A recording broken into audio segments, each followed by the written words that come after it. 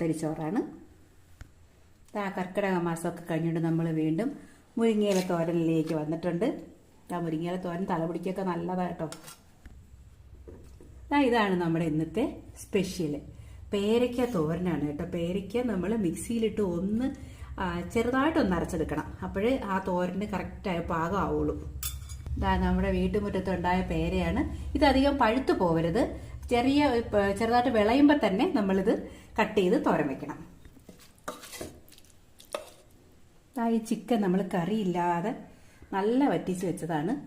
ഇതാണ് നല്ല ടേസ്റ്റ് കേട്ടോ, കഴിക്കാനായിട്ട് നല്ല രുചി ഇങ്ങനെ വെക്കുന്നതാണ്. ഇത് കടലക്കറിയാണ്, നമ്മൾ അണ്ടിപ്പരിപ്പ് അരച്ച് ചേർത്ത് വെച്ചതാണ്. നല്ല രുചിയാണ് കേട്ടോ, നമ്മൾ ചോറിനായാലും അപ്പത്തിനായാലും ഒക്കെ നല്ല ടേസ്റ്റുള്ള കറിയാണ്. ഇത് നാരങ്ങ അച്ചാർ, നമുക്ക് ചിക്കനൊക്കെ ഉള്ളതല്ലേ, അപ്പോൾ അതുകൊണ്ട് നാരങ്ങ അച്ചാറും കൂടെ വയ്ക്കട്ടെ. അപ്പോൾ ഇതാണ് നമ്മുടെ ഇന്നത്തെ ലഞ്ച്.